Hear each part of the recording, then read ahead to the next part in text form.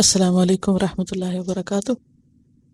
نحمده ونصلی علی رسولہ الکریم، اما بعد فاعوذ باللہ من الشیطان الرجیم، بسم اللہ الرحمن الرحیم۔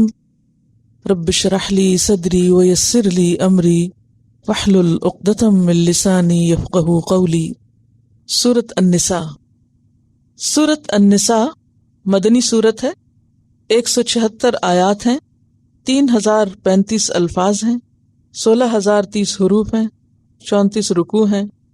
سورۃ النساء کو سورۃ النساء الکبریٰ کہا جاتا ہے، اور اس کے مقابلے میں سورۃ الطلاق کو سورۃ النساء الصغریٰ بھی کہا جاتا ہے، یعنی یہ بڑی نساء ہے اور وہ چھوٹی نساء، یعنی ایک پہچان کے اعتبار سے۔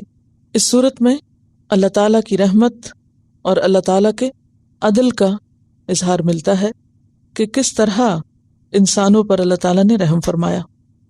حضرت عائشہ رضی اللہ تعالیٰ عنہ کہتی ہیں کہ سورۃ النساء اس وقت نازل ہوئی جب کہ میں رسول اللہ صلی اللہ علیہ وسلم کے پاس تھی، یعنی آپ کی رخصتی ہو چکی تھی۔ اور آپ سب جانتے ہیں کہ حضرت عائشہ کی رخصتی کب ہوئی تھی؟ شوال 1 ہجری میں، اور یہ پوری سورت مدنی ہے۔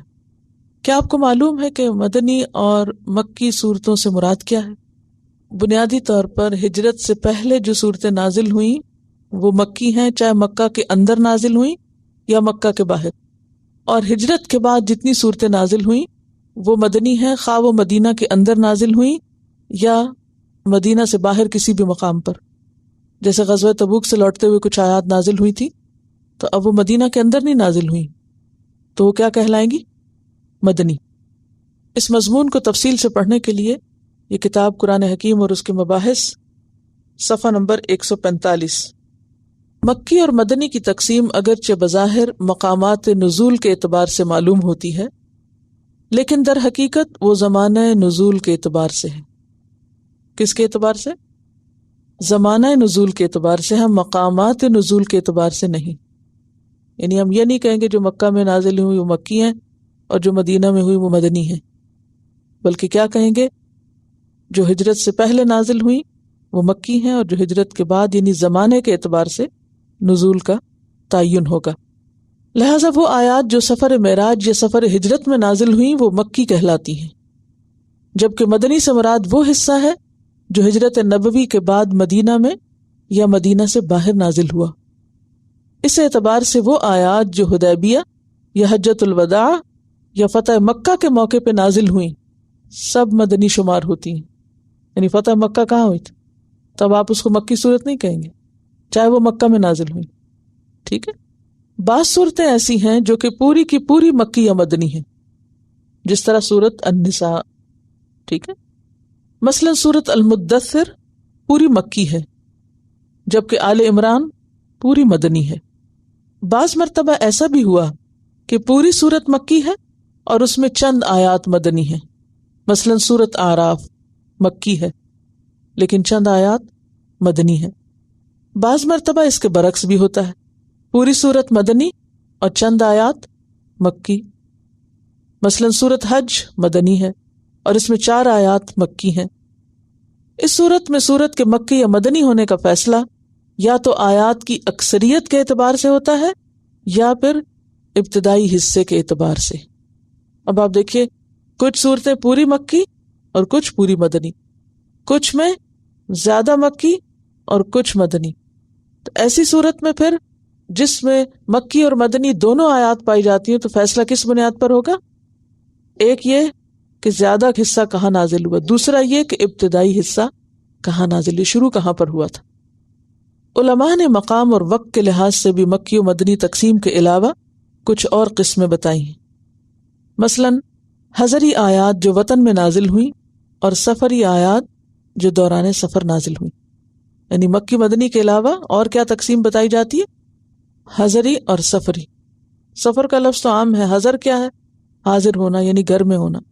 اسی طرح رات یا دن، سردی گرمی یا بستر مبارک پر یا نیند کی حالت میں یا آسمان پر معراج کے دوران جو آیات نازل ہوئیں ان کو بھی اوقات یا حالات کے اعتبار سے منقسم کر دیا۔ یہ پھر تقسیم در تقسیم ہے، لیکن جو بڑی تقسیم ہے اور میجر تقسیم ہے اور جو ہر وقت کوٹ کی جاتی ہے وہ کیا ہے؟ مکی اور مدنی۔ حکمت، مکی اور مدنی تقسیم شریعت کی حکمت کے عین مطابق ہے۔ یہ اس فرق کو نمایاں کرتی ہے کہ مکہ میں مسلمانوں کی سماجی کمزوری کے دوران کیا کچھ نازل کرنا مناسب تھا، اور مدینہ میں حکومت، طاقت اور قیادت کے ہوتے ہوئے کیا نازل کرنا زیادہ مناسب تھا۔ اور اس تقسیم سے آج تک ہمیں فائدہ ہے کہ مسلمان یا تو ایسے حالات میں ہوتے ہیں جو مکی حالات سے قریب تر ہیں، یا پھر ایسے حالات میں ہو سکتے ہیں جو مدنی حالات سے قریب تر ہیں۔ تو اگر مکی حالات سے قریب تر سچویشن ہے تو اس میں پھر زیادہ تر کیا چیزیں اپلائی ہوں گی؟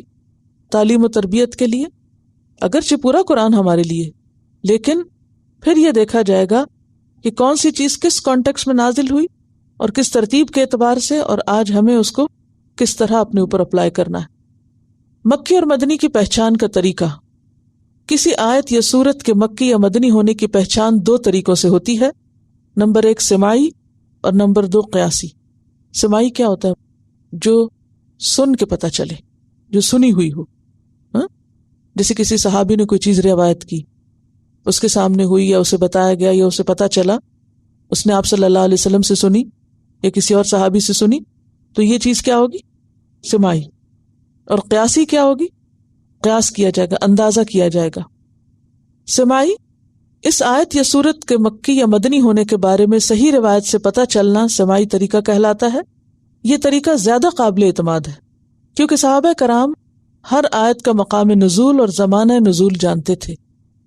عبداللہ بن مسعود روایت کرتے ہیں، اللہ کی قسم جس کے سوا کوئی الہ نہیں، قرآن پاک کی جو بھی آیت نازل ہوئی میں اس کے بارے میں جانتا ہوں کہ وہ کہاں نازل ہوئی اور کس چیز کے بارے میں نازل ہوئی۔ قیاسی سے مراد عقل سے کام لیتے ہوئے کسی آیت کے مکی یا مدنی ہونے کے بارے میں بتایا جائے۔ اگرچہ سماعی طریقہ زیادہ قابل ترجیح ہے، یعنی سماعی طریقہ پہچان جو ہے وہ زیادہ قابل ترجیح ہے، لیکن قیاس کو بھی مطلقاً رد نہیں کیا جا سکتا۔ مکی اور مدنی کے تعین میں صورتوں کی علامات کو دیکھتے ہوئے عقل سے بھی کام لیا جاتا ہے، یعنی پہلی تقسیم کے بعد پھر اس پہ غور و فکر بھی کیا جاتا ہے۔ مکی صورتوں کی علامات، اب یہ اہم ہیں، اب آئندہ جب آپ پڑھیں گے تو ان چیزوں کو بھی ذہن میں رکھیں گے کہ مکی صورتوں کی کیا خاص علامتیں یا نشانیاں ہیں۔ مثلا نمبر 1، جس میں لفظ کلا پایا جائے۔ کلا وہ شدت کا انداز ہے، یہ عموماً کہاں ملے گا؟ مکی صورتوں میں۔ نمبر 2، جن میں سجدہ تلاوت ہو۔ نمبر 3، شروع میں حروف مقطعات ہوں سوائے سورۃ بقرہ اور آل عمران کے۔ نمبر 4، انبیاء یا امم سابقہ کے حالات اور واقعات ہوں سوائے سورہ بقرہ اور آل عمران کے۔ نمبر 5، عربوں کے اسلوب کے مطابق قسمیں کھائی گئی ہوں۔ نمبر 6، ہر وہ آیت جس میں یا ایھا الناس کہا گیا ہو سوائے سورۃ النساء کے۔ مدنی صورتوں کی علامتیں، جس میں معاشرتی احکام مثلا حدود اور میراث وغیرہ ہوں، یعنی احکام کی یا لیگل آیات جو ہیں وہ ہوں۔ نمبر 2، ہر آیت جس میں یا ایھا الذین آمنوا کہا گیا ہو۔ نمبر 3، اہل کتاب کو خطاب ہو، کیونکہ اہل کتاب مکہ میں نہیں تھے، کہاں تھے؟ مدینہ میں۔ نمبر 4، منافقین کا ذکر ہو۔ اب آپ دیکھیے کہ آپ نے ابھی تک 2 صورتیں مدنی پوری کی پوری پڑھ لی، اب تیسری شروع کریں گے۔ تو اس میں جو علامتیں بتائی گئی ہیں، نمبر 1 منافقین کا ذکر، اہل کتاب کو خطاب، یا ایھا الذین آمنوا سے خطاب، اور پھر حدود، میراث اور قوانین وغیرہ جو اسلام کے ہیں ان کا ذکر۔ مکی اور مدنی صورتوں کی خصوصیات۔ مکی صورتیں، ان میں آیات اور صورتیں مختصر ہیں، آیتیں چھوٹی چھوٹی ہوں گی مکی صورتوں میں، اور صورتیں بھی چھوٹی ہوں گی، ٹھیک ہے۔ ان کا اسلوب بیان زیادہ خوبصورت ہے، یعنی کلام کا جو انداز ہے وہ بہت زوردار ہے۔ نمبر 3، ان میں مقابلہ بت پرستوں سے، یعنی شرک کی توبیخ کی گئی ہے۔ عموماً ان میں عقیدہ توحید کے اوپر زیادہ بات ہے، ان میں عقائد پہ زیادہ توجہ دی گئی ہے۔ مسلمانوں کو صبر اور نرمی کا حکم ہے، جبکہ مدنی صورتیں بھی طویل ہیں، جیسے سورۃ البقرہ قرآن پاک کی طویل ترین صورت، آل عمران میں 200 آیات ہیں، النساء میں 176 آیات ہے، لیکن ویسے آپ دیکھیں چوتھے پارے میں شروع ہوتی ہے، 5واں پورا لیتی ہے، اور پھر چھٹے کا بھی کچھ حصہ، یہ بھی طویل صورتوں میں سے ہے۔ ان کا انداز سادہ ہے، ان میں اہل کتاب اور منافقین سے بات ہوئی ہے، عبادات اور معاملات پر بھی بات کی گئی ہے، جہاد اور اس سے متعلق احکام اور مسائل بھی بتائے گئے ہیں۔ مکی اور مدنی جاننے کا فائدہ کیا ہے؟ مکی و مدنی کے علم کا ایک مفسر کو بہت زیادہ فائدہ حاصل ہوتا ہے، اس کی بدولت قرآن فہمی میں آسانی ہوتی ہے۔ یعنی اگر یہ پتہ چل جائے کہ کوئی آیت اتری کہاں ہے تو اس کو پھر اس کے ماحول اور کانٹیکس میں رکھ کے سمجھنا زیادہ آسان ہوتا ہے۔ اس علم کی بدولت ناسخ و منسوخ کے بارے میں بھی پتہ چلتا ہے کہ کون سا حکم پہلے آیا تھا اور کون سا بعد میں آیا تھا۔ ان مراحل کی معرفت ہو جاتی ہے جس سے شریعت اسلامی گزری، ان اسلام کی تاریخ سامنے آتی ہے اور کس طرح آہستہ آہستہ مکمل ہوئی، اور ایک اسلامی معاشرے کی بنیاد کس طرح رکھی گئی، ابتدا میں کیا کام کیا گیا، پھر اس کے بعد کیا، پھر اس کے بعد کیا۔ آیات کے فہم میں غلطی کا امکان کم ہو جاتا ہے، تفسیر میں آسانی ہوتی ہے۔ ٹھیک، تو اس کو آپ دوبارہ خود بھی غور سے اچھی طرح پڑھیے۔ جب آپ قرآن کی تفسیر پڑھ ہی رہے ہیں تو ان چیزوں کو بھی جاننا ضروری ہے تاکہ آپ بہتر طور پر مفہوم سمجھ سکیں۔ بسم اللہ الرحمن الرحیم۔ یا ایہا الناس، اے لوگو، یا ایہا یہ کیا ہے؟ حرف ندا ہے۔ یا کیا ہے؟ حرف ندا۔ تو جس کو پکارا جا رہا ہو وہ کیا کہلاتا ہے؟ منادا۔ کل آپ نے لفظ منادی پڑھا، کیا پڑھا؟ ربنا اننا سمعنا منادیا ینادی للایمان ان آمنوا بربکم فآمنا۔ تو وہاں منادی کون ہے؟ کون ہے پکارنے والا؟ نبی صلی اللہ علیہ وسلم۔ جی ہاں، منادی کرنے والا۔ منادی کا لفظ اردو میں بھی استعمال ہوتا ہے، عام منادی کرا دی۔ تو منادی کا لفظ جو ہے یہ ندا سے ہے۔ ندا کس کو کہتے ہیں؟ آواز کو، پکار کو۔ پیچھے آپ پڑھ چکے ہیں کہاں؟ سورۃ البقرہ میں، بالکل، لا یسمع الا دعاء و ندا۔ منادا کون ہوتا ہے؟ جس کو پکارا جائے۔ منادی کہتے ہیں پکارنے والے کو، منادی ینادی، اور منادا کہتے ہیں جس کو پکارا جائے۔ ٹھیک ہے، تو اسم ندا کیا ہے یا منادا کیا ہے؟ حروف ندا کے بعد آنے والے اسم کو منادا کہتے ہیں۔ کس کو کہتے ہیں؟ جس کو پکارا جائے، یعنی جس اسم کے شروع میں حرف ندا آ جائے تو وہ اسم کیا بن جاتا ہے؟ منادا بن جاتا ہے۔ ٹھیک ہے، یا حرف ندا ہے، اور الناس جو ہے یہ انس سے نکلا ہے۔ انس کس کا اپوزٹ ہے؟ جن کا، اور یہ اسم جنس ہے۔ اسم جنس کس کو کہتے ہیں؟ الناس کا لفظ اسم جنس ہے۔ اسم جنس وہ اسم ہوتا ہے جس کا ترجمہ آپ واحد سے بھی کر سکتے ہیں، جمع سے بھی، مذکر سے بھی، مؤنث سے بھی، یعنی اس میں سب شامل ہیں، مرد عورت اکٹھے سب کے سب شامل ہیں۔ تو یا ایھا الناس پوری انسانیت کو خطاب ہے، اے لوگو، اے عورتوں مردوں بچوں بوڑھوں سب کے سب۔ یا ایھا الناس کیا کرو؟ یا ایھا الناس اتقوا ربکم، اپنے رب سے ڈرو۔ اتقوا کا لفظ تقوی سے، تقوی کا روٹ کیا ہے؟ واو قاف یہ۔ وقایا کس کو کہتے ہیں؟ پرہیز کو۔ بچو کس سے؟ اللہ کے عذاب سے، جو کب آتا ہے؟ اللہ کی نافرمانی پر آتا ہے۔ تو آپ دیکھیے کہ سورت کا انداز کتنا زبردست ہے۔ اے لوگو ڈرو ربکم، اپنے رب سے، کہ اگر تم نے آئندہ آنے والے احکامات نہیں مانے تو تمہاری پکڑ ہوگی، اور احکامات ہیں خاندانی زندگی سے متعلق۔ اب دیکھیے کہ جو تو قوانین یا قاعدے معاشی زندگی سے متعلق ہوتے ہیں تو عموماً کیا ہو جاتا ہے کہ ان کی ڈاکیومنٹیشن ہوتی ہے۔ آپ کسی سے قرضہ لے رہے ہیں، دے رہے ہیں، خرید و فروخت کر رہے ہیں، کہیں کانٹریکٹ کر رہے ہیں، تو عموماً کیا ہوتا ہے، ایسے معاہدات لکھے جاتے ہیں۔ اگر کوئی ان کی خلاف ورزی کرے تو کیا کیا جاتا ہے؟ آپ سو کر سکتے ہیں، آپ عدالت میں جا سکتے ہیں، آپ اپنا حق لے سکتے ہیں، آپ کے پاس ایویڈنس ہوتا ہے۔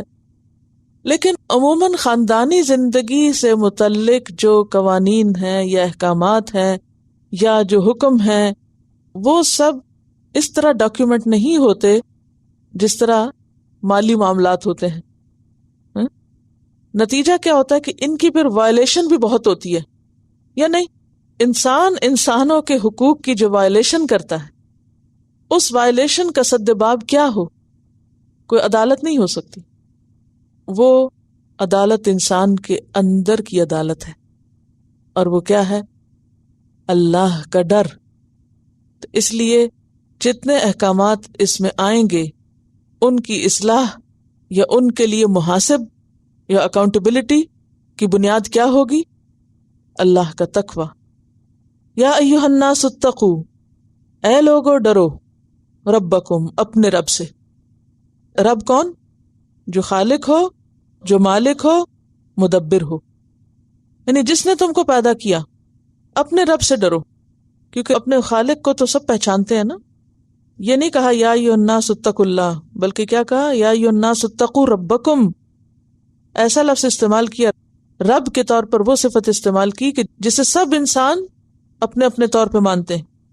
الذی، وہ جس نے. الذی کیا ہے؟ اسم موصول ہے جو کلام کو اپنے بعد والے سے جوڑ رہا ہے. خلقکم، جس نے پیدا کیا تم کو. خلقکم، کم کیا ہے؟ ضمیر. کون سی ضمیر؟ متصل. کیوں متصل؟ ساتھ جڑی ہوئی ہے. ربکم کے ساتھ کون سی ضمیر لگی ہوئی ہے؟ متصل. اے لوگو ڈرو اپنے رب سے. الذی، وہ جو. خلقکم، جس نے پیدا کیا تم کو. اب رب کون ہے؟ جو خالق. یعنی تم انسانوں کو پیدا کیا. کہاں سے پیدا کیا؟ من نفس واحدۃ، ایک نفس سے، ایک جان سے، ایک انسان سے. مراد ہے اس سے آدم علیہ السلام، ابو البشر. تمام انسان ایک انسان سے پیدا ہوئے ہیں، اور وہ انسان جن کو اللہ نے اپنے ہاتھ سے بنایا یعنی آدم علیہ السلام. واحدتن، ایک ہی. اور واحدتن مؤنث کیوں ہے؟ کیونکہ نفس مؤنث ہے. وخلق منہا، اور پیدا کیا اس سے. کس سے؟ ہاں کیا ہے یہاں؟ کس کی طرف جا رہی ہے؟ نفس واحدتن کی طرف. اور اس ایک نفس واحدہ سے پیدا کیا کیا؟ زوجہا، اس کا جوڑا. زوجتہا نہیں کہا، بلکہ کیا کہا ہے؟ زوجہا. زوج جو ہے یہ مذکر اور مؤنث دونوں کے لیے استعمال ہوتا ہے. مرد کے لیے بیوی زوج ہے، بیوی کے لیے شوہر زوج ہے. تو فصیح عربی میں زوج استعمال ہوتا ہے. اور اسی سے اس کا جوڑا بنایا. اور زوج سے مراد یہاں کون ہے؟ حوا علیہ السلام. حضرت حوا مراد ہے. اور جیسا کہ حدیث سے پتہ چلتا ہے کہ حضرت حوا جو تھی وہ کہاں سے پیدا ہوئی تھی؟ آدم علیہ السلام کی پسلی سے پیدا ہوئی تھی، دائیں جانب کی پسلی سے. اور اس کی تائید کہاں سے ہوتی ہے؟ کیونکہ بعض لوگوں کو یہ بات سمجھ نہیں آتی تو وہ پھر کہتے ہیں کہ یہ کیسے ہوا، پسلی سے کوئی کیسے پیدا ہو سکتا ہے؟ اللہ مٹی سے بنا سکتا ہے انسان کو، تو پسلی سے کیوں نہیں نکال سکتا کسی کو؟ اور اس میں بھی بڑی حکمت ہے کہ پسلی سے بنایا. اگر کہا جاتا نا سر سے بنایا یا پاؤں سے بنایا تو اس سے وہ بات نہ بنتی. تو پسلی جو ہے وہ یعنی کہ جمب بھی کہتے ہیں نا، تو سائڈ، یعنی ایک طرح سے ایک ہی اصل سے، یعنی دو کے اندر جو انسانیت کے اعتبار سے برابری ہے، یعنی اس کا ساتھی ہے، ساتھ ہونا، اس کی طرف اشارہ ہے. وَخَلَقَ مِنْهَا زَوْجَهَا، اور اس نے بنایا اس سے اس کا جوڑا. جیسے کہ سورۃ الروم آیت 21 میں آتا ہے وَمِنْ آیَاتِهِ أَنْ خَلَقَ لَكُم مِّنْ أَنفُسِكُمْ أَزْوَاجًا، اس کی نشانیوں میں سے ہے اس نے تمہارے لیے تمہارے نفسوں سے جوڑے بنائے. لِتَسْكُنُوا إِلَيْهَا، تاکہ تم ان کی طرف یا اس کی طرف سکون پاؤ. وَبَثَّ، اور پھیلا دیے. بث یبث کا معنی ہوتا ہے بکھیر دینا، اڑا دینا، پھیلا دینا، یعنی خوب بکھیرے. منہما، ان دونوں سے. اب کیا پتہ چلتا ہے کہ آئندہ نسل انسانی پھر ان دو سے بنی تھی. پہلے درجے پر ایک سے دو، اور پھر دو سے باقی سب ملٹیپلائی ہوئے. بث منہما رجالا کثیرا، بہت سے مرد، کثیرا کثرت کے لیے، ونساء، اور عورتیں بھی. اب یہاں یہ نہیں کہا ونساء کثیرات، درمیان میں کثیرن رکھ کے ایک طرف رجال اور ایک طرف نساء. حالانکہ تاریخ یہ بتاتی ہے کہ عورتوں کی تعداد مردوں کی نسبت زیادہ رہی ہے. وہ ایک حدیث ہے نا جس میں آتا ہے میں نے عورتوں کی اکثریت کو آگ میں دیکھا تو عورتیں اس پہ بہت ناراض ہوتی ہیں کہ عورتیں ہی کیوں آگ میں.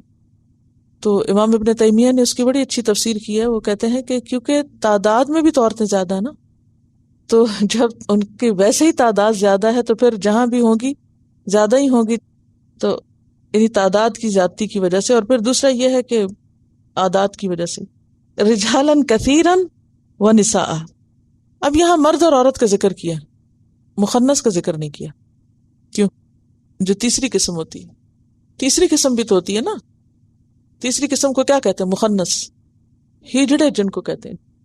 ایک تو یہ کہ نسل آگے نہیں بڑھتی، دوسری بات یہ ہے کہ ہجڑے یا مخنث جو ہوتے ہیں ان میں بھی مذکر اور مؤنث ہوتا ہے، یا ان میں مذکر کی صفات غالب ہوتی ہیں یا پھر ان میں مؤنث یعنی عورت کی صفات غالب ہوتی ہیں. تو جب وراثت کی تقسیم کا مسئلہ آتا ہے تو پھر یہ دیکھا جاتا ہے کہ اگر مخنث اولاد ہے تو اس میں کون سی علامات زیادہ ہیں. اگر لڑکوں والی زیادہ ہوں گی تو اس کو لڑکے کا حصہ ملے گا، اگر عورتوں والی نشانیاں زیادہ ہیں تو وہ پھر اس کو عورتوں والا حصہ ملے گا. ٹھیک ہے. اب بات یہ ہے کہ ان کو کیوں اللہ نے بنایا؟ اللہ جو چاہے بنائے، وہ خالق ہے. اور پھر ایسی نشانیاں اللہ پیدا کرتا ہے کہ جن کو میں نے صحیح سلامت بنایا وہ شکر گزار ہوں. اور عام طور پر کیا ہوتا ہے؟ بیٹی کیوں ہو گئی، بیٹا کیوں ہو گیا، ہماری ناک ایسے کیوں بن گئی، ہمارا فلاں ایسے کیوں نہیں بن گیا. شکر کرنا چاہیے کہ پورے ایک مخصوص جنس سے تو تعلق رکھتے ہیں. اور یہ بات ہمیشہ یاد رکھیے کہ جس کو دنیا میں کسی بھی قسم کی کوئی کمی ہو گئی، خواہ وہ جنس کے اعتبار سے یا کسی اور عضو میں کمی بیشی کے اعتبار سے، قیامت کے دن اللہ تعالیٰ اس کا بہترین عوض اس کو عطا کرے گا. ایسا نہیں ہو سکتا کہ کسی کو دنیا میں محروم رکھا جائے اور پھر اس کا عوض نہ آخر میں دیا جائے. ہاں اگر وہ صبر کرے تو، اور اللہ سے ناراض نہ ہو، شکوہ نہ کرے. لیکن ایسے کیسز کہیں کہیں ہوتے ہیں.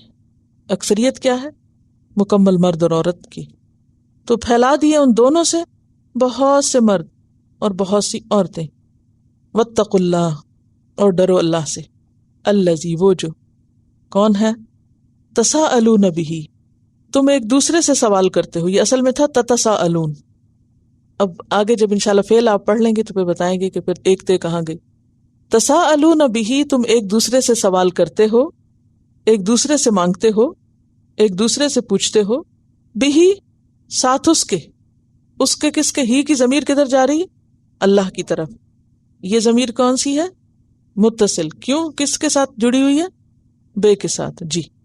تساءلون بہ، تم سوال کرتے ہو، مانگتے ہو ایک دوسرے سے، ساتھ اس کے یعنی نام کے، اس کا واسطہ دے کے، یہ مراد ہے. والارحام، اور رشتے، ارحام اور رشتہ داریاں، ان کے بارے میں کیا کرو؟ کیا ترجمہ کریں گے؟ ان کے معاملے میں ڈرو. کس چیز سے؟ ان کو کاٹنے سے. ان کو کاٹنے کے معاملے میں اللہ سے ڈرو. اچھا، ایک اور ترجمہ یہ بھی کیا گیا، یا ایک اور معنی یہ بھی کیا گیا ہے کہ تم اللہ کا نام لے کے ایک دوسرے سے مانگتے اور رشتوں کے واسطے دے کے ایک دوسرے سے سوال کرتے. تساءلون بہ والارحام، اس صورت میں میم کے نیچے پھر زیر ہوگی. لیکن معروف قرات یہی ہے اور معروف معنی یہی ہے کہ اللہ سے ڈرو جس کا نام لے کے ایک دوسرے سے تم اپنے حق مانگتے ہو، اور رشتہ داریوں کے معاملے میں بھی خدا سے ڈرو کہ جن کو کاٹنے کا سخت گناہ ہے، کبیرہ گناہ ہے. ان اللہ کان علیکم رقیبا، بے شک اللہ ہے تم پر رقیب. رقیب کا لفظ کس سے ہے؟ کچھ پتہ؟ رقبہ. رقبہ کس کو کہتے ہیں؟ فک رقبۃ، گردن کو رقبہ کہتے ہیں. تو رقیب جس کی گردن پہ نظر ہو، جس کے ہاتھ میں ہماری گردن، یعنی جو گردن سے پکڑ سکتا ہو، یعنی خوب نظر رکھنے والا ہے. رقیب بہت زیادہ نگہبانی کرنے والا ہے، بہت زیادہ نگرانی کرنے والا ہے. یعنی تمہیں ہر حال میں دیکھتا ہے، اوپر سے کیا کرتے ہو، اندر سے کیا کرتے ہو، دل میں کیا سوچتے ہو، منہ سے کیا بولتے ہو، سب اس کو پتا ہے. تو یہاں آپ دیکھیے کہ سورۃ النساء کی پہلی آیت میں دو باتوں کا ذکر ہے. نمبر ایک، وحدت انسانی کا ذکر ہے. وحدت انسانی کیا ہے؟ تمام انسانیت ایک اصل سے تعلق رکھتی، کوئی گورا ہو یا کالا ہو، عورت ہو یا مرد ہو، سب کی اصل ایک ہے. کلکم من آدم و آدم من تراب. لوگو تم سب آدم کی اولاد ہو اور آدم کس سے بنے؟ مٹی سے بنے تھے. لہٰذا تم سب کو کیا کرنا ہے؟ تمام انسانوں کی خیرخواہی کرنی ہے. یعنی انسانیت کی اصل ایک ہے. انسان ہونے کے ناطے سب میں مساوات ہے. تو پہلا حکم یا پہلی چیز جس کا یہاں احساس دلایا جا رہا ہے وہ یہ کہ انسان ہونے کے ناطے سب ایک ہیں. خلقکم من نفس واحدۃ. اسی لیے اسلام میں بار بار یہ بات کہی گئی کہ کسی گورے کو، کسی کالے پہ، کسی عربی کو، کسی اجمی پہ کوئی فضیلت حاصل نہیں الا بالتقوی، سوائے تقوی کے. کیونکہ ان اکرمکم عند اللہ اتقاکم. تم میں اللہ کے نزدیک سب سے زیادہ عزت والا کون ہے؟ جو سب سے زیادہ تقوی کرنے والا ہے. تو اس سے کیا بات آپ کو سمجھ میں آئی کہ اسلام انسانوں کو کس نظر سے دیکھتا ہے؟ برابر دیکھتا ہے. اسی لیے ہمیں ہر انسان کے ساتھ بھلائی کرنے کا حکم ہے. اس کا رنگ کوئی ہو، اس کا دین کوئی ہو، اس کی بیک گراؤنڈ کچھ بھی ہو. حتیٰ کہ آپ صلی اللہ علیہ وسلم جنگ میں پکڑے جانے والے قیدیوں کے ساتھ بھی انتہائی درجے کا حسن سلوک کرتے نظر آتے ہیں. حالانکہ وہ کیوں پکڑے گئے تھے، کہاں سے آئے تھے کون؟ دشمن تھے، لڑنے آئے تھے، آپ کو مارنے آئے تھے. جب آپ ان پہ قابض ہو گئے تب آپ کو کیا حکم ہے؟ ان کے ساتھ چاہو تو احسان کرو، چاہو تو ان سے فدیہ لے لو. لیکن جو مثالیں ہمیں ملتی ہیں وہ شاید اس آسمان کے نیچے عدل و انصاف کی اور انسانی ہمدردی کی کہیں اور آپ کو نظر نہ آئے. کہ صحابہ کرام جن کے گھروں میں وہ رکھے، کیونکہ باقاعدہ کوئی جیل تو تھی نہیں، جن کے گھروں میں وہ رکھے ہوئے تھے وہ خود بھوکے رہ کے ان کو کھانا کھلاتے تھے. تو بہرحال اس سے پتہ چلتا ہے کہ اسلام انسانیت کا دشمن نہیں ہے. اسلام انسانیت کی قدر سکھاتا ہے اور ان کے درمیان مساوات اور برابری کا سبق دیتا ہے. دوسری چیز کہ انسان ہونے کے ناطے تو سب ایک ہیں، مگر جن انسانوں کے ساتھ قریبی خون کے رشتے ہیں ان کے پھر حقوق بھی خاص ہیں. یعنی ایک عام حقوق ہے اور ایک خاص حقوق والے لوگ ہیں. خاص حقوق والے کون ہیں؟ جن کے ساتھ تمہاری رشتہ داریاں ہیں. ارحام ہیں. ارحام ماں یا باپ کی طرف سے رشتہ داری کو کہا جاتا ہے، چاہے ماں کے رشتہ داروں میں سے کوئی ہو یا باپ کے رشتہ داروں میں سے. یہ دونوں طرف کے رشتہ دار ارحام کہلاتے ہیں. خونی رشتے جن کو کہتے ہیں آپ، خواہ وہ محرم ہو خواہ وہ نامحرم ہو. مثلا چچا کا بیٹا کیا ہے؟ ارحام میں سے، حالانکہ نامحرم ہے. اور پھر خون کے رشتے چاہے مسلمان ہوں اور چاہے مسلمان نہ ہوں، سب کے ساتھ صلہ رحمی کرنے کا حکم ہے. حضرت اسماء رضی اللہ تعالیٰ عنہا کی والدہ جب مکہ سے آئی تھی اور وہ مشرک تھی، آپ سے کوئی مدد لینے کے لیے آئی تھی، تو آپ نے آ کے نبی صلی اللہ علیہ وسلم سے پوچھا کہ میری والدہ آئی ہیں اور مجھ سے مدد چاہتی ہیں اور وہ مسلمان نہیں ہیں، کیا میں ان کی مدد کروں؟ تو آپ نے کیا فرمایا تھا؟ صلی امکی، اپنی ماں کے ساتھ صلہ رحمی کرو. یعنی اس حدیث سے یہ بھی پتہ چلتا ہے کہ صلہ رحمی کہتے کس کو ہے. صلہ کا مطلب ہوتا ہے جوڑنا. تو پہلی چیز یہ ہے کہ ان سے تعلق جوڑ کے رکھا جائے، قطع تعلق ہی نہ کی جائے. یہ سب سے پہلی چیز آئے گی. قطع تعلق نہیں، چھوٹی چھوٹی باتوں سے ناراض ہو کے کٹ آف نہ کر لیں. درگزر سے کام لینا ہوگا تاکہ رشتے قائم رہیں، ایک دوسرے سے ملتے رہیں، ایک دوسرے کے لیے خیرخواہی رکھیں، ایک دوسرے کی مدد کریں.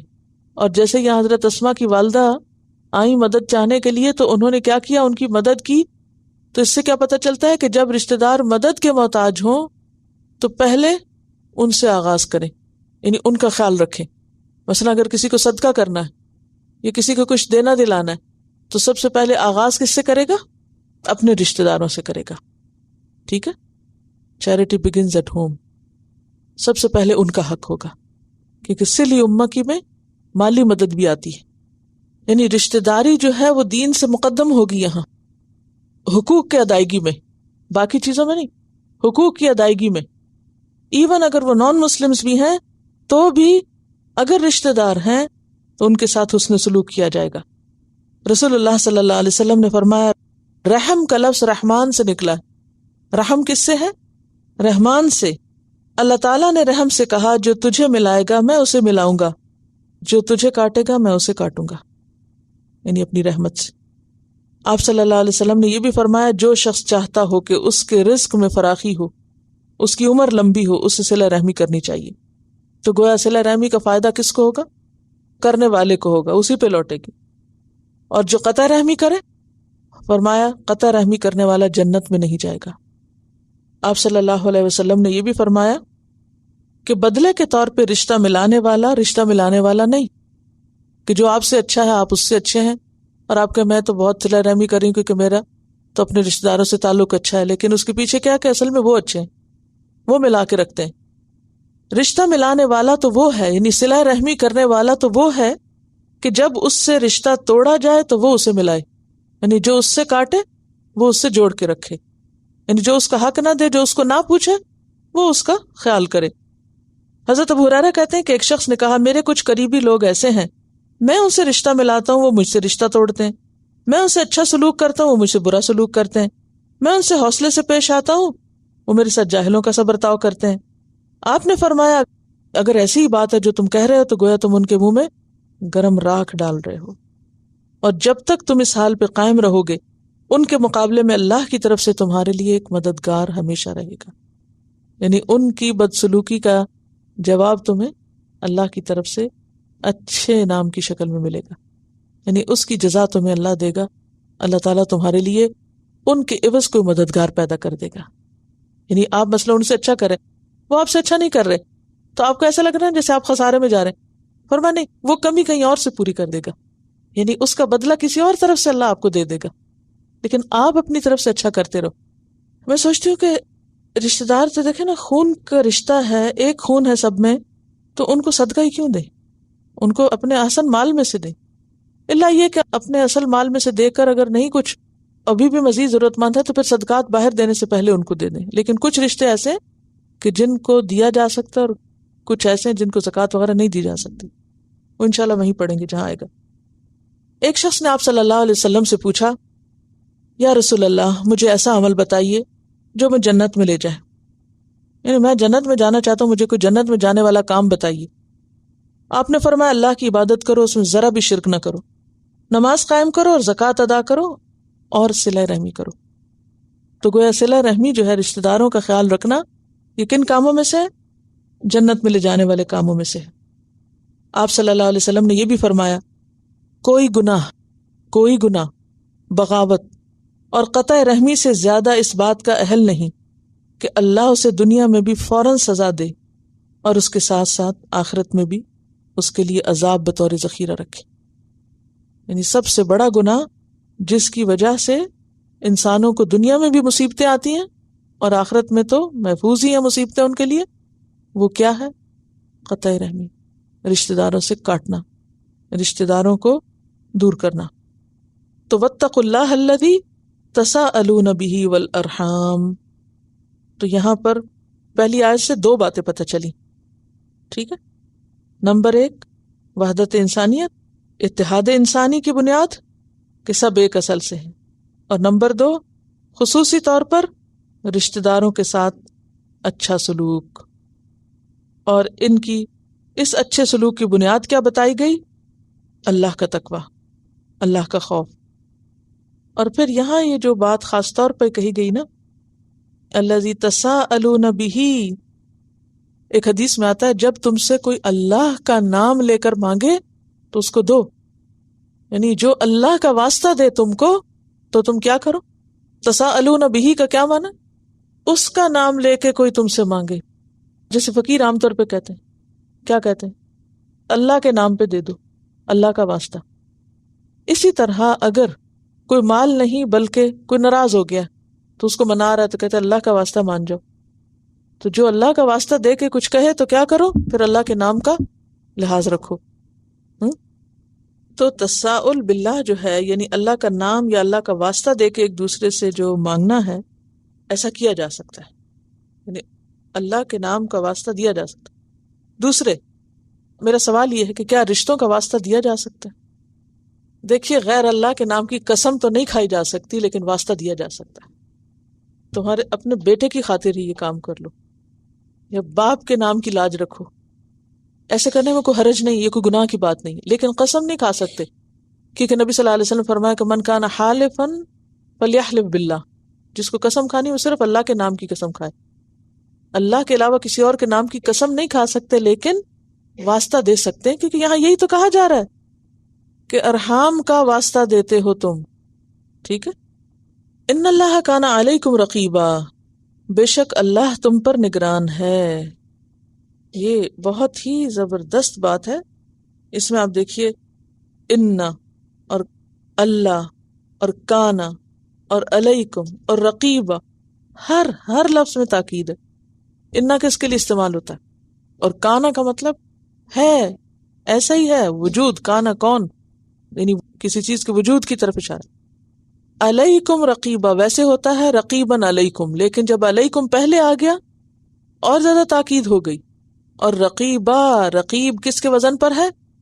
فعیل. فعیل کے وزن پر جب کوئی چیز آتی ہے تو اس میں کیا معنی آ جاتا ہے؟ مبالغہ.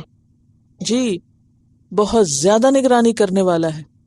اب آپ دیکھیے ایک آیت جس میں 2 دفعہ تقوی کا حکم، اللہ سے ڈرنے کا حکم، اور پھر اختتام کس پر ہو رہا ہے؟ ان اللہ کان علیکم رقیبا. تاکید پر تاکید پر تاکید کہ یاد رکھو اگر انسانوں کو بے وجہ نقصان دیا، اور یاد رکھو اگر تم نے رشتہ داروں کے ساتھ زیادتی کی تو پھر خیر نہیں. سخت پکڑ ہے، زبردست وارننگ ہے، سخت قسم کی وارننگ ہے، الارمنگ بات ہے. اب آپ دیکھیے کہ سورۃ آل عمران میں آخری آیت کس پہ ختم ہوئی تھی؟ یا ایھا الذین آمنوا اصبروا وصابروا ورابطوا واتقوا اللہ لعلکم تفلحون. سورۃ البقرہ میں شروع میں کیا آیا؟ ھدی للمتقین کا اختتام کہاں ہے؟ اولئک ھم المفلحون. تو فلاح کے لیے، کامیابی کے لیے تقوی شرط ہے. قرآن کے آغاز میں بھی تقوی، آل عمران کے اختتام میں، اور پھر النساء کے آغاز میں، ہر جگہ تقوی کی بات ہے. اللہ کا ڈر. اس سے پتہ یہ چلتا کہ جب تک بندے کے اندر اللہ کا ڈر نہ ہو، انسانی تعلقات درست ہو نہیں سکتے، انسانوں کے حقوق ادا ہو نہیں سکتے جب تک خوف خدا موجود نہ ہو. اور خصوصاً گھر کے اندر، خاندان اور برادری کے اندر کون کسی کے ساتھ کیا کرتا ہے، عام طور پہ باہر والے تو نہیں آ کے دیکھتے، کوئی آپ کو نہیں پوچھ سکتا. یہ خدا کا خوف ہی ہو تو انسان انصاف سے کام لے سکتا ہے. اور پھر آپ دیکھیے کہ دوسری صورت میں کیا بات ہوئی تھی؟ امت وسط کے کردار کی بات تھی، اور ساری تیاری اس کی تھی. اس کردار کو ادا کرنے کے لیے اگلی صورت میں نے آل عمران میں اتفاق اور اتحاد پر بات کی گئی. وَاعْتَصِمُوا بِحَبْلِ اللَّهِ جَمِيعًا، اور پھر اختلاف سے بچنے کو کہا گیا. اور پھر اہل کتاب کی حبل من اللہ اور حبل من الناس کی بات ہے. تو اس کا آغاز کہاں سے ہوگا؟ اس کا آغاز اس سوچ سے ہوگا کہ ہم سب ایک اصل سے ہیں، اور اس کا آغاز اس سے ہوگا کہ خاندان کے اندر اگر کوئی اتحاد قائم کرنے میں کامیاب ہو جاتا ہے تو خاندان سے باہر خود بخود ہی قائم ہو جائے گا. اور پھر اگر ہر خاندان اسی چیز کی کوشش کرے کہ آپس میں ایک دوسرے کے حقوق کا خیال کرے تو اس کا نتیجہ کیا ہوگا؟ اس کا اثر کہاں جائے گا؟ معاشرے پر. تو معاشرے کی اصلاح ہو نہیں سکتی جب تک کہ خاندانی اصلاح نہ ہو. امت مسلمہ اپنا کردار ادا نہیں کر سکتی جب تک کہ خاندانی نظام میں اصلاحات نہ ہو. اسی لیے ہم دیکھیں گے کہ سورۃ النساء میں جو بنیادی موضوع ہے وہ کیا ہے؟ خاندانی نظام کی اصلاح، اور اس کے ساتھ ساتھ تمام کمزوروں کے حقوق کی ادائیگی کی بات ہے، جس میں یتیم بھی ہیں، عورتیں بھی ہیں، یعنی معاشرے کی، سوسائٹی کے وہ افراد جو اپنے حقوق خود نہیں لے سکتے، خاص طور پر یتیم بچے اور عورتیں. تو اس صورت میں کمزوروں کے حقوق کی بات ہے، اور خاص طور پر عورتوں کے حقوق کی بات ہے. اسی لیے اس کا نام النساء ہے. وَآتُوا الْيَتَامَىٰ أَمْوَالَهُمْ، اور دو یتیموں کو ان کے مال. آتو کا کیا مطلب ہے؟ دو، دے دو. یتامہ کس کی جمع ہے؟ یتیم کی. کون سی؟ یا مکسر ہے یا سالم؟ مکسر. کیوں مکسر ہے؟ شیپ بدل گئی نا. اگر تو ہوتا نا یتیمون، پھر کیا ہوتا یہ؟ سالم ہوتی. تو چونکہ یتیمون نہیں ہے بلکہ یتامہ ہے تو اس میں لفظ ٹوٹ گیا بیچ میں سے.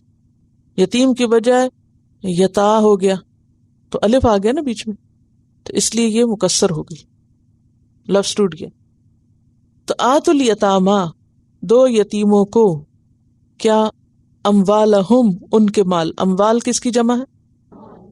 یہ کون سی جمع ہے؟ مکسر. کیوں؟ اس لیے کہ مال سے کیا بن گیا؟ اموال. ایک الف پہلے آ گیا ایک بیچ میں آ گیا تو اس سے یعنی کہ شیپ ٹوٹ گئی. تو یہ بھی مکسر ہے. اموالہم، ہم کیا ہے؟ ضمیر. کون سی ضمیر ہے؟ متصل. ٹھیک ہے. وآتوا الیتاما، اور دو یتیموں کو، اموالہم، ان کے مال. کن کے مال؟ جو یتیموں کی ملکیت ہے، ان کے ماں باپ چھوڑ گئے، وہ مال دو ان کو. یتیم کی تھوڑی سی وضاحت اور کر دوں کہ یتیم کون ہوتا ہے، کیونکہ عام طور پر ہمارے معاشرے میں جو فقیر ہوتے ہیں وہ بوڑھے ہو کر بھی یتیم رہتے ہیں. تو یتیم کا لفظ جو ہے نا یتم سے نکلا ہے. یہ تیمیم. یتم کہتے ہیں اکیلے ہونے کو. در یتیم لفظ سنا ہے کبھی؟ در یتیم بہت سنا ہونا. نبی صلی اللہ علیہ وسلم کو در یتیم کہتے ہیں. اصل میں در کہتے ہیں موتی کو. موتی کہاں بنتا ہے؟ سیپ میں. جب سیپ کھولی جاتی ہے تو اس میں بعض اوقات ایک موتی ہوتا ہے، کبھی دو ہوتے ہیں، کبھی تین. تو جس میں ایک ہی موتی نکلے تو اس کو کہتے ہیں در یتیم. یعنی اس سیپ کے اندر بس ایک ہی موتی تھا، the only one. تو نبی صلی اللہ علیہ وسلم was the only child. اکیلے تھے نا، ان کے بہن بھائی نہیں تھے، تو اس لیے آپ کو در یتیم کہا جاتا ہے. اچھا، اب یہاں پر جو یتیم کا لفظ ہے یہ تیمیم سے نکلا ہے. یتیم کہتے ہیں اس بچے کو جس کا باپ فوت ہو جائے اور وہ نابالغ ہو. وہ نابالغ بچہ جس کی بلوغت سے پہلے، بالغ ہونے سے پہلے باپ فوت ہو. اگر وہ بالغ ہو چکا تھا اور باپ فوت ہوا تو وہ نہیں یتیم. کیوں؟ حدیث میں واضح طور پر آتا ہے کہ بلوغت کے بعد یتیمی برقرار نہیں رہتی، پھر اس بچے پر یتیم کے احکام نہیں آئیں گے. تو دے دو یتیموں کو ان کے مال، یعنی اس میں خیانت نہ کرو، پورے پورے دے دو. اور کب دے دو وہ آگے وضاحت آئے گی کہ کب دو. ولا تتبدلوا، اور نہ تم بدلو. کیا روٹ ہے؟ یہ پڑھا ہے پیچھے کہیں؟ کیا پڑھا ہے؟ وَمَن يَتَبَدَّلِ الْكُفْرَ بِالْإِيمَانِ، اور فَمَن بَدَّلَهُ بَعْدَ مَا سَمِعَهُ، اور فَعَلَى الَّذِينَ يُبَدِّلُونَهُ فَبَدَّلَ الَّذِينَ ظَلَمُوا أَتَسْتَبْدِلُونَ الَّذِي هُوَ أَدْنَىٰ بِالَّذِي هُوَ خَيْرٌ. تو بے دال لام بدلنا اردو میں بھی استعمال ہوتا ہے. وَلَا تَتَبَدَّلُوا، اور نہ تم بدل کر دو، الخبیث خبیث کو، بالطیب طیب کے بدلے. یعنی عمدہ چیز لے کر خبیث چیز نہ دو. ہوتا یہ ہے نا کہ جب کوئی فوت ہوتا ہے، مثلا ایک مرد فوت ہوا، اب اس کے پیچھے اس کی بچیاں تھیں، بچیوں کو بھی وراثت میں حصہ ملا اور ساتھ چچا کو بھی ملا. ہوتا نا ایسے جب بھائی نہ ہو لڑکیوں کو تو پھر کیا ہوتا ہے، باپ کے بھائیوں کو اور دوسری طرف چلی جاتی ہے پھر میراث. اب کیا ہے، مال کٹھا رکھا ہوا، اس مال کو تقسیم ہونا ہے. ٹھیک، اب جب مال تقسیم ہوتا ہے، اسے گھر میں چیزیں رکھی ہوئی تھی کٹھی، چیزیں نکال رہے ہیں جی تقسیم ہونی. اب کچھ چیزیں استعمال شدہ، مثلا ڈنر سیٹ یا کوئی اور، اب وہ نکالے جا رہے ہیں، رکھے جا رہے ہیں. اب کیا ہے، جو بڑے ہوں گے، جو چچا ہوں گے مثلا، یا بڑے لوگ ہوں گے، اور دوسری طرف چھوٹے چھوٹے بچے، کوئی دودھ پیتا بچہ ہے، کوئی چھوٹا بچہ ہے، اس کو کوئی ہوش نہیں. اب وہ تقسیم ہو رہا ہے، اور تقسیم میں گنتی تو پوری کر رہے ہیں، 5 سیٹ ان کے اور 5 میرے. تو یہ جو مشترک مال کی جب تقسیم یا بٹوارا ہوتا ہے تو عموماً کیا کرتے ہیں کہ دوسرے کی صرف گنتی پوری، تاکہ ظاہر کیا ہم نے تو انصاف کر دیا، 5 ہم نے لیے، 5 ان کو دیے. اپنے لیے کیا رکھا؟ طیب، اور ان کے لیے کیا رکھا؟ خبیث. کیا کہا جا رہا ہے؟ خبیث کو پاک کے بدلے مت رکھو، بدل کر مت دو. یا دوسری صورت کیا ہو سکتی ہے کہ آپ خود شریک نہیں، مشترک نہیں ہے آپ کا مال، لیکن آپ ویسے ہی آپ گارڈین ہیں، آپ کو کفالت کرنی پڑ گئی، بچے کا مال ساتھ آیا. اب آپ نے دیکھا کہ اس میں کچھ سوٹ ہیں ایسے جن کے ڈیزائن اچھے ہیں. اب آپ کیا کریں، آپ کے پاس بھی ویسے ہی مٹیریل ہے لیکن ڈیزائن اچھا نہیں. اب آپ کیا کریں، اس کے تو اٹھا کے اپنے میں رکھ لیں اور اپنا اٹھا کے اس کے بکسے میں رکھ دیں. تو یہ بھی تبدل ہو گیا، بدل دیا آپ نے. اور کہنے کو کیا جی وہ 5 پورے رکھے ہوئے، کچھ نہیں کیا. فرمایا وَلَا تَتَبَدَّلُ الْخَبِيثَ بِالطَّيِّبِ، اور ان کی کسی اچھی چیز کے بدلے انہیں گھٹیا چیز بدل کر مت دو. وَلَا تَأْكُلُوا، اور نہ تم کھاؤ، اموالہم ان کے مال، الا اموالکم اپنے مالوں کے ساتھ ملا کے. اب یہ ساتھ ملانے کی بات کیوں کی گئی؟ ان کے مال اپنے مال میں ملا کے نہ کھا جاؤ. ہاں صرف اتنا اگر کہا جاتا کہ ان کے مال نہ کھاؤ کافی نہیں تھا؟ یتیم کا مال نہ کھاؤ، ایک تو یہ تھا، اور ایک کہا گیا یتیم کا مال اپنے مال میں ملا کے نہ کھاؤ. یہ 2 فرق باتیں. یہ کیوں کہا کہ یتیم کا مال اپنے مال میں ملا کے نہ کھاؤ؟ کیونکہ بیسیکلی جب چیز مل جل جاتی ہے نا، جب مکس کر لی جاتی تو کسی اور کو پتہ نہیں چلتا نا، پھر وہ ایک طرح سے آڑ ہو جاتی ہے، یعنی چھپا لیتے ہیں آپ اپنے.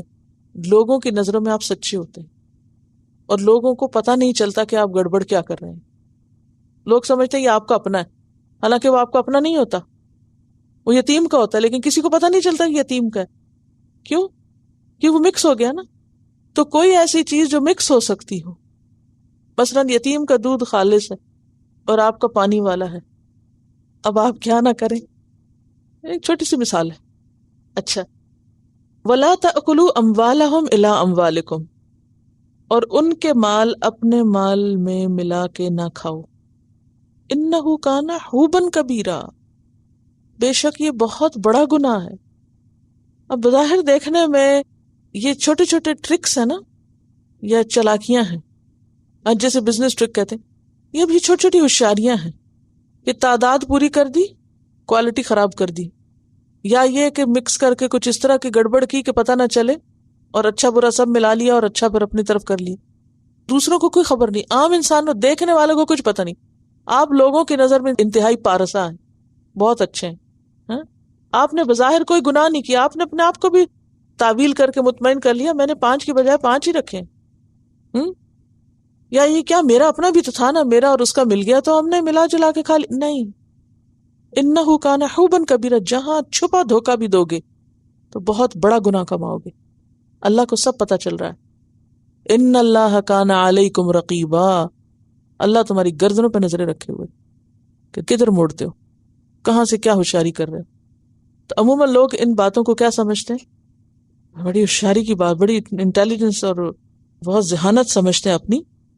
سورۃ النساء 10 میں اللہ تعالیٰ مزید اس کو واضح کرتے ہیں کہ ان الذین یأکلون اموال الیتامی ظلما انما یأکلون فی بطونہم نارا وسیصلون سعیرا. بے شک وہ لوگ جو ظلم کے ساتھ یتیموں کا مال کھا جاتے ہیں وہ اپنے پیٹوں میں آگ بھرتے ہیں، آگ، اور عنقریب وہ بھڑکتی ہوئی آگ میں داخل ہوں گے. تو بنیادی طور پر یتیم کے جو اولیاء ہیں یا گارڈینز ہیں ان کو یہاں کیا کیا جا رہا ہے؟ خبردار کیا جا رہا ہے، پابند کیا جا رہا ہے.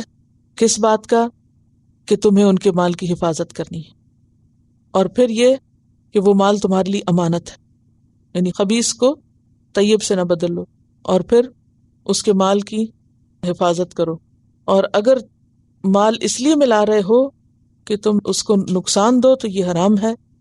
یعنی اس سے یہ بھی پتہ چلتا ہے کہ مطلقاً مال ملانا حرام نہیں ہے، کیونکہ دوسری جگہ پر آتا ہے وَيَسْأَلُونَكَ عَنِ الْيَتَامَى، یہ آپ سے یتیموں کے بارے میں پوچھتے ہیں.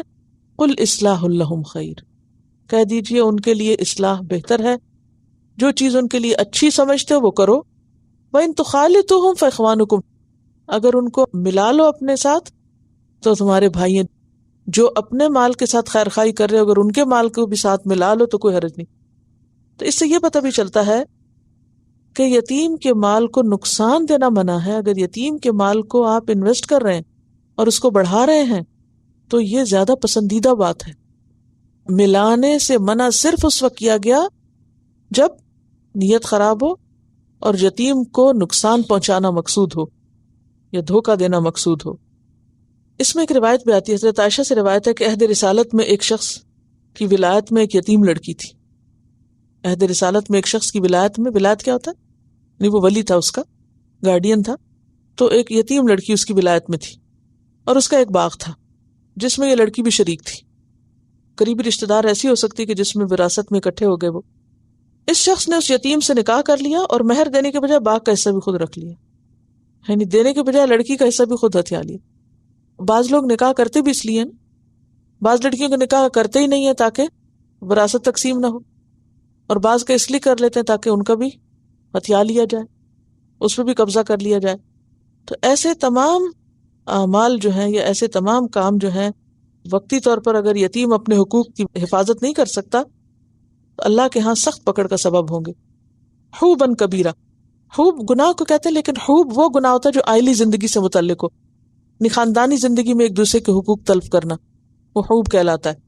وَإِنْ خِفْتُمْ، پیچھے مال کی حفاظت کی بات کی گئی، اب ان کی عزت و عصمت اور ان کی جو شادی وغیرہ کے معاملات ہیں ان میں انصاف برتنے کی بات ہے. ٹھیک ہے، یہ آیت جو پچھلی سے متعلق ہے، یتیم لڑکیوں کے بارے میں بات ہو رہی ہے. وَإِنْ خِفْتُمْ، اور اگر تمہیں خوف ہو، اندیشہ ہو، یعنی تم جانتے ہو، خفتم یہاں معلوم ہونے کے معنی میں، یہ پیچھے بھی آپ پڑھ چکے ہیں. فَمَنْ خَافَ مِن مُوصٍ جَنَفًا أَوْ إِثْمًا، کہ اگر تم کو اندیشہ ہو کس بات کا، اللہ تقسطوا، کہ تم انصاف نہ کر سکو گے. تقسطوا کا روٹ کیا؟ قاف سین طا، کہ تم انصاف نہ کر سکو گے فی الیتامی، یتیموں کے معاملے میں. اور مراد یہاں کون سے یتیم ہیں؟ یتیم لڑکیاں. یتیم لڑکیوں کے معاملے میں اگر تم انصاف نہ کر سکو گے، یاد رکھیے کہ لڑکوں کے مقابلے میں بھی یتیم لڑکیوں سے زیادتی زیادہ ہوتی تھی اس معاشرے میں، عرب معاشرے میں.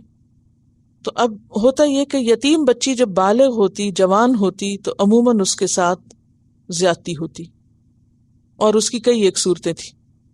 ان میں سے ایک صورت یہ تھی کہ اس لڑکی کے ساتھ بغیر رغبت کے نکاح کر لیا جاتا. کس وجہ سے؟ تاکہ اس کا مال گھر میں رہ جائے. حضرت عائشہ فرماتی ہیں کہ ایک شخص ایک یتیم لڑکی کی پرورش کرتا تھا، اس نے صرف اس غرض سے اس کے ساتھ نکاح کر لیا کہ وہ ایک کھجور کے درخت کی مالکہ تھی، ورنہ اس کے دل میں اس لڑکی کی کوئی الفت نہ تھی، کوئی محبت نہیں تھی، کوئی قدر نہیں تھی. لیکن کس لیے شادی کر لی اس سے؟ کہ اس کے پاس ایک درخت تھا کھجور کا، تو اگر میں نے اس سے شادی کر لی تو یہ درخت بھی میرا بن جائے گا. تو اس کے حق میں یہ آیت اتری کہ اگر تمہیں ڈر ہو کہ تم یتیم بچیوں کے معاملے میں انصاف سے کام نہ لے سکو گے، کیونکہ شادی کے بعد بیوی کے حقوق دینا انصاف کا تقاضا ہے. اگر کوئی شخص کسی سے شادی کر لیتا ہے لیکن حقوق دیتا نہیں ہے تو یہ ظلم ہے. تو یہاں اس ظلم سے روکا جا رہا ہے. اللہ تقسطوا سے مراد کیا ہے؟ کون سا انصاف نہیں کر سکو گے؟ کس انصاف کی بات ہے؟ یعنی حقوق زوجیت اگر صحیح ادا نہ کر سکو صرف اس لیے کہ تمہیں پسند ہی نہیں اور تمہارے دل میں اس کی کوئی قدر و قیمت تھی نہیں، کوئی اٹریکشن ہی نہیں تھی، صرف مال کی اٹریکشن تھی، مال لینے کے لیے تم نے شادی کر لی اس سے، تو اس سے کیا ہوگا؟ تم حق نہیں دے سکو گے. پھر اسی طرح ایک اور روایت میں حضرت عائشہ کے بھانجے عروہ بن زبیر نے ان سے اس آیت کا مطلب پوچھا کہ اس آیت کا مطلب کیا ہے؟ تو انہوں نے فرمایا، بھانجے، اس آیت کا مطلب یہ ہے کہ ایک یتیم لڑکی اپنے ولی کی پرورش میں ہو اور ترکے کی روح سے اس کی جائیداد میں حصہ دار ہو، اور ولی کو اس کا مال اور جمال تو پسند آئے مگر وہ اسے اتنا مہر نہ دے جتنا دوسرے لوگ اسے دے سکتے ہوں، تو وہ اس سے نکاح کر لے. ہاں اگر اتنا ہی دے دے تو پھر نکاح کر سکتا ہے، ورنہ وہ ان کے علاوہ دوسری عورتوں کو جو اسے پسند ہو ان سے نکاح کر لے، اور 4 تک ایسی بیوی کی اجازت ہے. تو اس سے کیا پتہ چلتا ہے کہ دوسری ناانصافی یتیم بچیوں کے ساتھ کیا تھی کہ ان کا مہر کم دیا جاتا تھا، صرف یہ سوچ کے کہ گھر کی لڑکی ہے نا، تھوڑے سے بھی کام چل جائے گا. حالانکہ اس لڑکی کی شادی اگر کہیں اور ہوتی تو اس کو زیادہ مہر ملتا یا زیادہ اچھی طرح وہ رکھی جاتی. تو کیا کیا ظلم کرتے تھے یتیم بچیوں کے ساتھ؟ ان کے مال کی وجہ سے ان سے شادی کر لیتے خواہ وہ پسند نہ ہوتی. ایک وجہ تھی مال اور ایک وجہ تھی حسن. ان کے حسن کی وجہ سے شادی کر لیتے اور صحیح مہر ادا نہیں کرتے تھے. ٹھیک ہے. تیسری صورت، شادی کر کے ہی نہیں دیتے تھے. وہ کیوں؟ ہمارے یہاں بھی مسلمان ملکوں میں بعض اوقات ایسی چیزیں ہیں نا کہ بعض لڑکیوں کی شادی جن کی خاص طور پہ بڑی بڑی جائیداد ہوتی ہے شادی کرتے ہی نہیں. کیوں؟ خاندان سے باہر یہ سب کچھ چلا جائے گا، تو گھر میں ہی رکھو. پھر کبھی قرآن سے شادی کر دیتے ہیں، کبھی کسی اور چیز سے، یہ سب ظلم کی قسمیں۔ بہرحال وَإِنْ خِفْتُمْ أَلَّا تُقْسِطُوا فِي الْيَتَامَى فَانكِحُوا مَا طَابَ لَكُم مِّنَ النِّسَاءِ مَثْنَىٰ وَثُلَاثَ وَرُبَاعَ، کہ اگر تمہیں پتہ ہے کہ تم یتیم بچیوں کے ساتھ انصاف نہیں کر سکتے، ان کو ان کے حقوق نہیں دے سکتے، تو ان سے شادی مت کرو، بلکہ کیا کرو، ان کے علاوہ اور عورتوں سے شادی کر لو، اور اس شادی میں تمہارے لیے 4 تک کی گنجائش ہے۔ اب یہ کانٹیکس دیکھیے کہ وہاں 4 تک کی تمہیں اجازت ہے۔ اب یہاں پر یہ نہیں کہا جا رہا کہ ہر مرد 4 شادیاں ضرور کرے، یہ نہیں لکھا ہوا، یہ جو عام طور پر لوگ اس کا مطلب بتاتے ہیں اور مذاق اڑاتے ہیں نعوذ باللہ اس آیت کا۔ دیکھیے کہ بعض لوگ اس آیت کو بھی مذاق کا نشانہ بنائے ہوئے اور بہت ہی غلط قسم کی باتیں کرتے ہیں۔ اگر کوئی عورت قرآن پڑھ رہی تو عام طور پہ کیا کہتے ہیں، اچھا اب تو تم قرآن پڑھ رہی ہو تو پتہ ہے نا تمہیں قرآن میں کیا لکھا ہوا ہے، 4 شادیوں کا لکھا ہوا ہے۔ یعنی وہ گویا اس آیت کو ایک ذریعہ بناتے ہیں کس چیز کا، قرآن سے متنفر کرنے کا۔ عورتوں کو قرآن سے متنفر کرنے کے لیے اس طرح کی آیات کا سہارا لیا جاتا ہے، جو کہ جرم ہے، غلط بات ہے۔ تو قرآن کا مذاق اڑانا کسی بھی طرح درست نہیں، اگر کوئی کر رہا ہو تو ایسے مذاق میں شریک نہیں ہونا چاہیے۔ تو بات یہ ہے کہ اگر آپ پس منظر دیکھیں، اسلام سے پہلے کہیں کوئی لمٹ تھی ہی نہیں، حد ہی نہیں تھی، ایک شخص جتنی چاہے شادیاں کر لے۔ عربوں کے ہاں بھی دور جاہلیت میں، اور اس کی کئی مثالیں بھی ملتی ہیں۔ مثلا غیلان بن اسلمہ نے اسلام قبول کیا تو اس کی 10 بیویاں تھیں۔ قیس بن حارث نے اسلام قبول کیا تو وہ خود کہتے ہیں کہ میرے نکاح میں 8 عورتیں تھیں۔ آپ نے فرمایا 4 کو طلاق دینا ہوگی، 4 رکھ سکتے ہو۔ اسی طرح غیلان کو بھی یہی کہا کہ تم صرف 4 رکھ سکتے ہو، یعنی ایک حد رکھی گئی، اس سے آگے نہیں جا سکتے۔ اور صرف یہ اسلام میں نہیں ہے، اب آپ دیکھیے کہ جو باقی ادیان ہیں، مثلا آپ دیکھیے کہ ہندوؤں کے ہاں ویداز میں غیر محدود تعدد ازواج کا ذکر ملتا ہے، کوئی حد ہی نہیں۔ پھر اس طرح کرشن کے بارے میں آتا ہے کہ ان کی سینکڑوں بیویاں تھیں۔ یہ کوئی مذاق اڑانے کی بات نہیں، لیکن فیکٹس ہیں جو آپ کے سامنے لانا مقصود ہے۔ عموماً اسلام کو اس پوائنٹ پہ آ کر متون کیا جاتا ہے، اور خصوصاً نبی صلی اللہ علیہ وسلم کی شادیوں کو بہت اچھالا جاتا ہے۔ جہاں تک نبی صلی اللہ علیہ وسلم کی شادیوں کا تعلق ہے تو اس پر ایک کیسٹ موجود ہے، رسول اللہ کی شادیاں، کہ کیوں آپ نے کی، اللہ کا کیا حکم تھا، کس ایج میں کی، کب جا کر کی، کس وجہ سے کی، تو اس کی پوری حکمت ان میں بتائی ہوئی ہے۔ کیونکہ یہ وہ مقام ہے کہ جس میں آ کر عموماً لوگوں کو، خصوصاً خواتین کو، اسلام سے متنفر کرتے ہیں کہ دیکھو تمہارے کوئی حقوق نہیں، اسلام تو 4 شادیاں کرنے کا حکم دیتا ہے۔ تو یہ حکم نہیں ہے، یہ ایک حل بتایا گیا ہے۔ تو اس میں دراصل عورت کے حق کو ہی پروٹیکٹ کیا گیا ہے کہ اس کے ساتھ جب نکاح کیا جائے تو اعلان کیا جائے، اس کا حق مہر مقرر کیا جائے، اس کے نان نفقے کا انتظام کیا جائے، اور پھر اگر ایک سے زائد شادی ہو تو اس میں عدل و انصاف کے تقاضوں کو پورا کیا جائے۔ تو فرمایا کہ اگر یتیم بچیوں کے بارے میں انصاف نہیں کر سکتے تو پھر کیا کرو، عام عورتوں میں سے شادی کر لو، ما طاب لکم۔ یہاں پر ایک لفظ جو آیا ہے نا، ما طاب، اس سے پتہ چلتا ہے کہ شادی کے موقع پر اس بات کا خیال کرنا بہت ضروری ہے کہ ایسی جگہ شادی کی جائے جہاں دل راغب ہو۔ اسی لیے کیا حکم ہے کہ لڑکی سے بھی پوچھو، اور لڑکے کے لیے بھی کیا پسندیدہ ہے کہ وہ اس معاملے میں یعنی ما طاب لکم کا لحاظ رکھے۔ اور ما طاب لکم میں صرف شکل و صورت نہیں آتی، وہ حدیث میں آتا ہے نا کہ عورت سے 4 چیزوں کی بنیاد پر شادی کی جاتی، اس کے مال، اس کے جمال، اس کے حسب، اور اس کے دین کی وجہ سے۔ فاظفر بذات الدین طربت یداک، دین والی کو اختیار کرو، تمہارے ہاتھ خاک آلود ہوں۔ تو اس سے ما طابہ یعنی جو پسند آئے سے مراد صرف حسن کی بات نہیں ہو رہی یہاں، اس سے مراد یہ کہ ان کے جو اوصاف ہیں یا کردار ہے، جو کیریکٹر ہے، اس کی طرف بھی اشارہ ہے۔ لیکن ہر انسان کی پھر اپنی ایک چوائس ہوتی ہے، ایک سلیکشن ہوتی ہے۔ تو اس میں کہنے کا مطلب یہ ہے، مقصود یہ ہے کہ جبر سے شادی نہ کی جائے، کیونکہ اگر کسی کو مجبور کر کے کسی کے ساتھ شادی کرنے کے لیے کہا جائے گا تو اس کا نقصان کیا ہوگا، وہ نبھانا مشکل ہو جائے گا، پھر ظلم ہوگا، حقوق پورے نہیں دے سکو گے، اللہ تقسطوا ہو جائے گا، حق نہیں دے سکو گے۔ تو اس لیے شادی سے پہلے طبیعت کا میلان یا رضامندی لڑکے اور لڑکی دونوں کی ضروری ہے۔ آپ صلی اللہ علیہ وسلم نے فرمایا اگر تم میں سے کوئی کسی عورت کو نکاح کا پیغام دے تو ایسی چیزوں کو دیکھ لینا ممکن ہو جو نکاح کی طرف رغبت دلائے تو ایسا کر لو، یعنی لڑکی کو دیکھا جا سکتا ہے۔ مغیرہ بن شعبہ کہتے ہیں کہ میں نے ایک عورت کو نکاح کا پیغام دیا، آپ نے فرمایا کیا تم نے اس کو دیکھا ہے؟ میں نے عرض کیا نہیں۔ فرمایا اس کو دیکھ لینا کہ یہ دونوں کے درمیان محبت اور موافقت پیدا کرنے کے لیے زیادہ بہتر ہے۔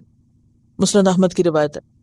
تو اس سے کیا پتہ چلتا ہے کہ ما طاب لکم میں کہ اگر لڑکا لڑکی کو دیکھ لے اور پھر اس میں اسے رغبت محسوس ہو، اور اگر نہیں بھی دیکھنا چاہتا تو اگر وہ سمجھتا ہے کہ دوسرے کے دین کی وجہ سے یا کسی بھی بنیاد پر اگر وہ اس پہ راضی ہے، اسی طرح بعض اوقات ممکن نہیں ہوتا، دوسرے ملک میں ہو سکتے ہیں، دوسرے شہر میں، تو خالی تصویر سے تو وہ سب بات نہیں پتہ چلتی نا۔ تو ایسی صورت میں اگر کچھ ویلیوز بیچ میں ایسی ہیں کہ جن کی بنیاد پر رغبت موجود ہے، تو اصل چیز یہاں رغبت کی کوئی بھی بنیاد جو انسان کے لیے آمادگی کا ذریعہ ہو وہ کافی ہے۔ تو ما طاب لکم، من طابہ نہیں کہا، ما طابہ کہا ہے، ٹھیک ہے۔ من النساء، عورتوں میں سے، مثنا، دو دو، وثلاثہ، اور تین تین، ورباع، اور چار چار، فإن خفتم، پھر اگر تم ڈرو، یعنی یہ صرف رخصت ہے، حکم نہیں، پابندی نہیں، کیونکہ دنیا میں بہرحال عورتیں 4 گنا زیادہ تو نہیں ہیں مردوں سے۔ فإن خفتم، پھر اگر ڈرو تم، کس بات سے ڈرو تم؟ اللہ تعدلوا، کہ تم عدل سے کام نہیں لے سکتے، تو کیا کرو؟ فواحدۃ، ایک ہی کافی۔ نبی صلی اللہ علیہ وسلم نے فرمایا جس شخص کی 2 بیویاں ہوں اور وہ ان کے درمیان عدل نہ کرے تو قیامت کے دن آدھے دھڑ کے ساتھ اٹھایا جائے گا، آدھے دھڑ کے ساتھ، یعنی یہ کوئی آسان چیز نہیں ہے، بہت سخت شرط کے ساتھ مقید ہے۔ فإن خفتم، پھر اگر تم ڈرو، اللہ تعدلوا، کہ توازن نہ رکھ سکو گے، عدل نہ کر سکو گے، تو فواحدۃ، ایک ہی کافی ہے تاکہ ظلم سے بچو۔ او ما ملکت ایمانکم، اور اگر ایک کرنے کی بھی اہلیت نہیں آزاد عورت سے، تو پھر غلام عورت سے بھی تمتع کر سکتے ہو۔ نکاح اور تمتع میں فرق ہوتا ہے، نکاح ولی کرتا ہے، تو غلام عورت کا تو ولی کوئی نہیں ہوتا نا، اور پھر وہ غلام عورت جو ہے وہ اس کی اپنی غلام بھی ہو سکتی ہے کہ خریدی بھی ہو، جیسے پہلے زمانے میں، اب تو خیر خرید و فروخت نہیں ہوتی، لیکن جب دنیا میں یہ چیزیں تھیں تو خریدی بھی ہو سکتی، تو خرید کے وہ اس کی ملکیت ہوگی، تو وہ اس کا مالک ہے پہلے سے ہی، ٹھیک ہے۔ تو انشاءاللہ والمحصنات میں بھی غلام عورتوں کا آگے ذکر آئے گا۔ تو جو غلام عورت ہوتی ہے جس کو لونڈی کہتے ہیں، اس سے نکاح نہیں ہوتا الا ہی کہ اس کو آزاد کر دیا جائے، آزاد کر کے پھر اس سے نکاح ہوتا ہے، جیسے آپ صلی اللہ علیہ وسلم نے حضرت صفیہ سے کیا تھا اور ان کی آزادی کو ان کا مہر قرار دیا تھا، اور آزاد عورت سے نکاح ہوتا ہے۔ تو نکاح کی کچھ اور شرائط ہے اور تمتع کی کچھ اور شرائط ہے، اور اس میں تھا کہ اس زمانے میں جن کے پاس وسائل ہوتے تھے وہ عام طور پر آزاد عورتوں سے شادی کرتے تھے، اور جو لوگ غریب ہوتے تھے یا ان کے پاس وسائل نہیں ہوتے تھے تو پھر وہ غلام عورتوں سے، کیونکہ ان کا مہر کم ہوتا تھا اگر نکاح ہوتا، یعنی اگر کسی کی باندھی اور نکاح کسی اور نے کیا ہے، یعنی 2 غلام آپس میں ایک دوسرے سے نکاح کریں، تو وہ پھر ایک اور صورت ہے، انشاءاللہ جہاں وہ باب آئے گا وہاں اس کی تفصیل پڑھیں۔ ذالک، یہ کیا ہے؟ اشارہ کس چیز کی طرف؟ اس حکم کی طرف۔ ادنا، قریب تر ہے، ادنا کا لفظ دنو سے ہے، دال نون واو، قریب تر ہے، اللہ تعولو، کہ تم ایک طرف نہ جھک جاؤ، حق تلفی نہ کرو، ظلم نہ کرو۔ اور امام شافعی نے اس کا معنی بتایا کہ تم کثیر اور اولاد نہ ہو جاؤ۔ تعول کا لفظ عیال سے، عین واو لام، اول، اول کا مطلب ہوتا ہے ایک طرف جھک جانا، یا اول کا مطلب عیالدار ہونا، اہل و عیال نہیں بولتے، یہ وہ عیال ہے۔ امام شافعی نے صرف یہ معنی کیا کہ تم زیادہ عیالدار نہ ہو جاؤ، کیونکہ جب زیادہ عیالدار ہوگے تو پھر حقوق صحیح ادا نہیں کر سکو گے، تو ایک اور صورت ہوگی ظلم کی۔ تو اصل بنیاد کیا ہے؟ یعنی شادی میں اصل چیز کیا ہے؟ ایک دوسرے کے حقوق ادا کرنا۔ اگر کوئی بھی ایک فریق، خواہ وہ عورت ہو یا مرد، حقوق ادا نہیں کرتا اور انسان اس کو پی جاتا ہے یا صبر کرتا ہے، تو جس پہ ظلم ہو رہا ہے وہ تو اللہ سے اجر پائے گا، لیکن جو ظلم کر رہا ہے وہ دنیا میں اگر بچ بھی جائے، کیونکہ بعض اوقات لوگ دوسروں کے ساتھ اچھے ہوتے ہیں لیکن گھر میں ایک دوسرے کے ساتھ اچھے نہیں ہوتے۔ اب اگر عورت یا مرد شکایت کرتا ہے کہ بھی میری بیوی اچھی نہیں ہے، وہ کہتی ہے شوہر میرے ساتھ زیادتی کرتا، کوئی ماننے کو بھی تیار نہیں، وہ کہتا ہمیں تو یقین ہی نہیں آتا، وہ تو اتنا اچھا ہے، وہ تو ایسا اور ویسا، یا وہ اتنی اچھی ہے تمہیں ایسا لگتا. تو ایسی صورت میں کسی دوسرے باہر کے شخص کو محاسب نہیں بنایا گیا. کیا ہے؟ اللہ سے ڈرو. اور یہ ساری جو سچویشن یہاں رکھی گئی ہے، یہ رخصت اس لیے رکھی گئی ہے، یتیم عورتوں سے بچنے کو اس لیے کہا گیا تاکہ تم اپنے فرائض پورے کرو، دوسرے کے حق ادا کرو. کوئی ایسا کام نہ ہو کہ جس سے دنیا میں تو کسی نہ کسی طرح آگے نکل ہی جاؤ گے مگر آگے جا کے پکڑے جاؤ گے، کیونکہ یہ کبیرہ گناہوں میں سے ہے. اور حقوق العباد جب تک بندے ایک دوسرے کے معاف نہیں کریں گے، اللہ تعالیٰ بھی معاف نہیں کرے گا. انسانوں کا ایک دوسرے پہ ظلم جو ہے وہ بہت بڑا جرم ہے. وآخر دعوانا ان الحمد للہ رب العالمین. سبحانک اللہم وبحمدک نشہد ان لا الہ الا انت نستغفرک ونتوب الیک. السلام علیکم ورحمۃ اللہ وبرکاتہ.